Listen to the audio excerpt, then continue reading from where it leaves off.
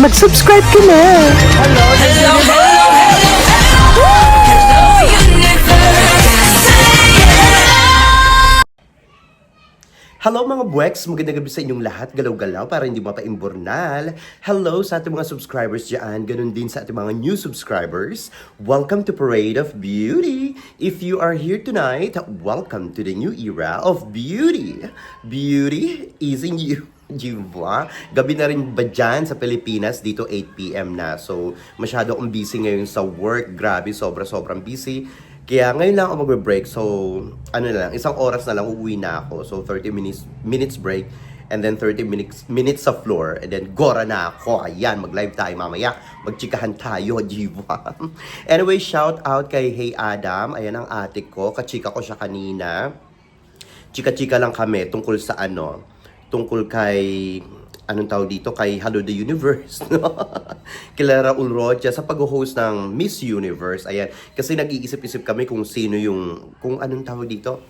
Well, kasama naman yung sa content ko ito, no? Well, napag-uusapan namin yung host country. Ayan, so chika-chika lang kami. So, parang sabi ko sa kanya, nararamdaman ko talaga parang sa Philippines, no? Tapos sabi naman niya parang sa Thailand. So sabi ni Hey Adam, mas gusto niya sa Thailand. Well, ako rin, gusto ko rin talaga sa Thailand. Kasi I experienced during Miss Universe 2018 kay Catriona Gray. At saka kasi ang sarap gumala dyan, no? While nagko-cover ka and then vacation ka, di ba? Punta ka dito, punta ka doon. Sarap ng mga pagkain. Ganun din naman sa Philippines. Pero kasi sa Thailand, iba talaga yung yung anong tawag dito, yung feeling, iba talaga yung vibes, no? So, parehas kaming gusto sa Thailand. At saka nagtatanong kasi ako sa kanya kung paano yung information kung paano maging accredited media sa Miss Universe. Ayan, gusto ko talagang i-push itong year na to. And then, sabi niya by September pa daw yan, maglalabas sila ng parang, mo yun, form. And kailangan mong fill upan yung mga ganyan-ganyan para kung makakapasok as accredited media, ganyan. So, nagchichikahan lang kami. And then, sabi ko nga sa kanya na, sabi ko baka anong tawag dito sa Philippines. Kasi dun sa mga list ng candidate countries, wala naman dun yung Philippines dati. Tapos ngayong araw biglang pumutok sa social media, no, ng Miss Universe na nandyan na nga ang Philippines. Diba? Nakakaloka naman ito. Diba? Ang daming so ang daming bansa dyan. Kung hindi nagkakamali, 7 yung mga nagbibidding, no? And then, kasama dyan yung Thailand and Philippines sa Asia, no? So, ang sabi nga ng mga lumalabas sa mga post, no, sa social media, na sinasabi doon na marami daw gwapo doon sa bansang yon sa Asia. And then, meron daw stadium na may 10,000 plus capacity. And ano pa ba? Basta ganun-ganun yung mga lumalabas, no? And then, nag-host na daw itong country na ito dati sa Miss Universe. So, both Thailand and Philippines nag-host na, di ba? Ilang beses na.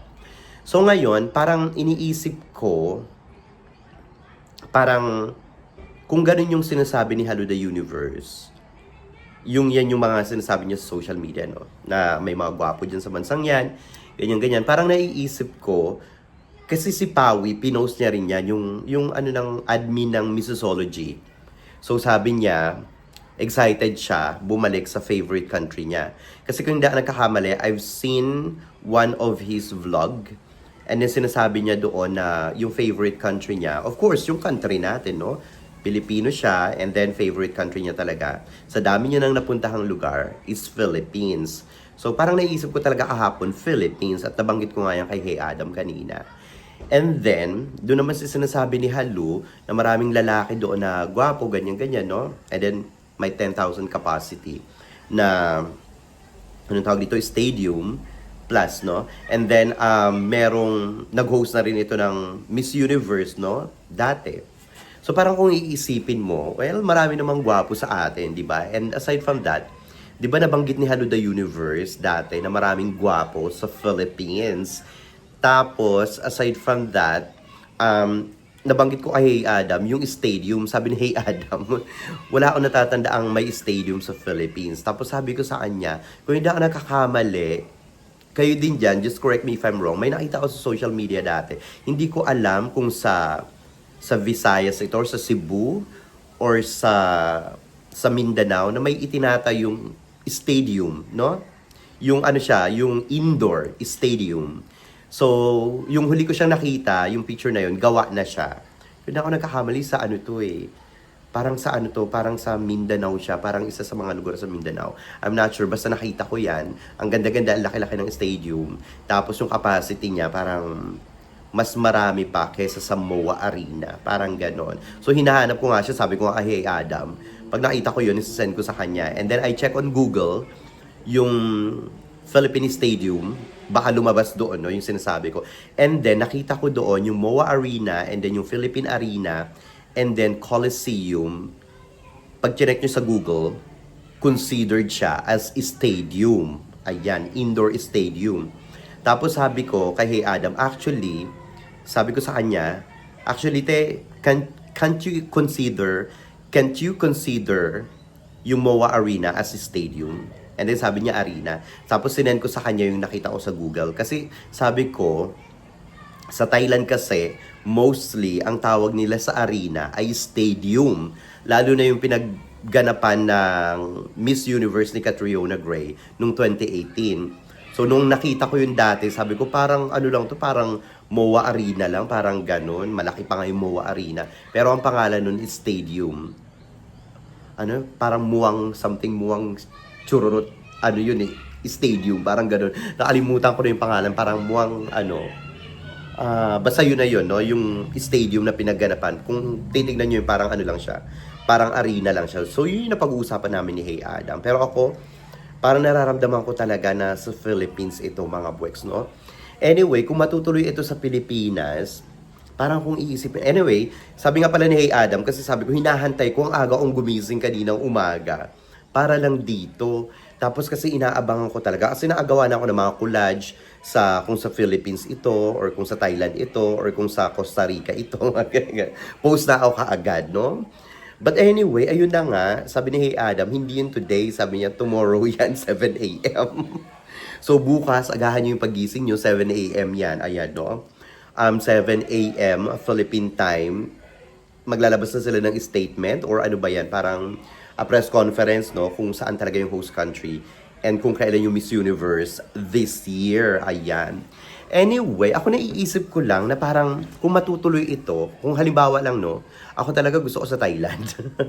Kasi kung iisipin nyo, kung si Vina Pravener ang magiging kandidata nila sa Miss Universe Thailand ngayon, so definitely, hindi ko koronahan yan. Siyempre, home court ko koronahan ng Thailand, di ba? Or kahit na pangmalakasan yung maging kandidata nila, pwera na lang kung talagang may mangyayaring eme-eme dyan, circus-circus, di ba? Mekos-mekos, pero hindi rin imposible yan kasi alam naman natin ang Hello the Universe, no? At saka si Ron Rocha, di ba? Kung gaganapin naman ito sa Philippines, parang, syempre, kawawa din naman tayo. Sabi ko nga kay Hey Adam, sabi ko sa kanya, nako, parang liligwakin din tayo pag sa Philippines. Hindi naman siguro sa liligwakin, kaya lang kasi parang syempre home court, diba? Tapos gaganapin sa Philippines, tapos mananalo tayo. Alam naman natin yung mga nangyaring mga issue-issue dati sa Miss Earth nung kinoronahan yung Philippines, diba? Talagang ang daming nagtaasan ng kilay, na ganyan-ganyan. Syempre, ayaw naman natin yung mangyari ulit, no? Kahit na deserving yung mga nanalo sa Miss Earth na mga Pilipina na sa home court nangyari sa atin, no? Yung coronation, parang hindi nagiging maganda yung image. So, naniniwala ako pag home court, malabo or parang suntok sa buwan na makoronahan yung kandidata nila doon. Pero syempre, aabangan natin ito bukas. I'm very, very excited. It's either, kasi Asia na ito no? So, madali lang, sabi ko nga kay Adam, sabi ko, ano yan, malaking advantage yan sa'yo, malaking tipid, di ba? Tapos, kung tutusin, nandyan ka lang, ganyan, either Philippines yan or Thailand, so advantage talaga. Kaya lang yung disadvantage, para sa magiging kandidata natin, pwede tayong pumasok sa top 6 or top 5 or mag-runner up, pero syempre, bakit tayo magsisettle for less? Syempre, mas gusto natin yung corona ng Miss Universe na talaga namang galing mismo sa Pilipinas, di ba? At saka isa pa yan sa naiisip ko na yung mga sign. Since yung corona nga ngayon ng Miss Universe ay gawa sa Pilipinas, no, made in the Philippines, parang kung matutuloy ito sa Pilipinas, yung pag-host ng Miss Universe ngayong taon, parang kung iisipin mo, para talagang hindi imposible. Parang i-honor yung corona ng inisponsor ng Pilipinas sa Miss Universe. Kaya, hindi nyo rin ako masisi sa aking mga bugahan at nararamdaman ngayon, di ba? So kung matutuloy ito sa Pilipinas, okay din naman, di ba? And I'm very excited. Siyempre, kung matutuloy yan sa Pilipinas, multiple times akong babalik sa Pilipinas, di ba? Sa ating bansa. So, hihintayin natin yan tomorrow, di ba? Anyway, ito pa nga, no, nakakaloka naman ito, ngayong araw na ito ay talaga naman. Nagkaroon na ng sashing ceremony itong si Miss Universe Philippines Taguig City na si Katrina Ligado at talaga namang inaabangan natin ang araw na ito. Kahit na busy ako ngayong araw na ito ay talaga namang hindi pa rin ako nagpapahuli sa mga balita, no? Kahit na busy ako continuous ang aking pagsubaybay, no, sa mga kaganapan ngayon sa mundo ng pageantry. Panoorin niyo ito, ah!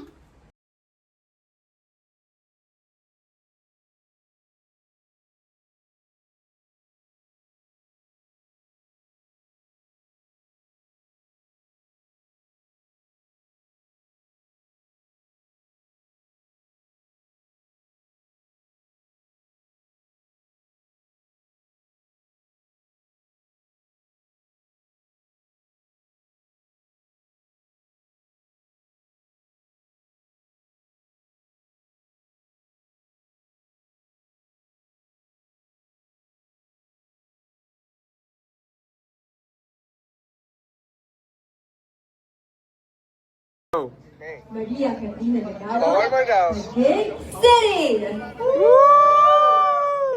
Wow! O, Jimbo! So, at umpisa muna natin. Ang ganda sa part na pagdating ni Katrina Ligado, no? Dun sa place, no? Sa event. Ang ganda-ganda ng kanyang suot na red turn, no? Alam nyo, hindi naman lingid sa alaman nyo na colorblind, no? Kung hindi ako nagkakamali, red yan. Huwag kayong terno. Terno, di ba? Medyo nalilito ako sa terno at saka sa Filipiniana. Pero, ayan, pagbigyan nyo na ako. So, yung red na Filipino terno or Filipina terno na suot ni Katrina Ligado, hindi ko nakita kung sino yung designer. But kudos sa designer, napakaganda. Napakaganda talaga ng Filipina or Filipino terno na suot ni Katrina Ligado ngayon. Bagay na bagay sa kanya. Yung fitting ng gown sa kanya, palong-palo, talagang mukha siyang mamahalin, mukha siyang, alam mo yun, mayaman, classy-classy, di ba, nakakatuwa. At ang payat-payat ni Katrina ngayon, sobrang payat niya. And she's still gorgeous. Definitely, Katrina Ligado, alam naman natin na noon-noon pa, bukod sa kalibre nito, ang face card nito, ang height nito, talaga namang palong-palo. At ang payat-payat niya ngayon, to be honest, nung nakita ko siya kanina, sabi ko, ang ganda ni Katrina Ligado, pero hindi ako yung parang, yung sobrang wow na wow. Yung parang ganon, no? And, kasi parang sobrang pumayat siya. And then, I don't know, siguro wala pa tayo nakikita mga malilinaw na videos, ganyan-ganyan. But anyway, Katrina Ligado, come on, she's so gorgeous, di ba? Alam naman natin yan. Pero this time, I don't know, parang there's something is missing. And to be honest, napansin ko dito sa mga video na nakikita ko, parang hindi ko nakikita yung, anong tawag dito, yung, let's say sabihin na lang nating spark, yung pasabog, no, na, alam mo yun, yung kalibre. Kasi alam naman natin si Katrina Ligado is veterana, no? Siyempre, pag veterana na, ini-expect natin na pasabog, yung sabog na sabog talaga. Yung makikita mo yung gigil at saka uhaw factor. Pero dito kay Katrina Ligado, ngayong araw sa kanyang sashing ceremony, parang ang hina nung dating. Hindi ko naramdaman yon, wala akong naramdamang spark.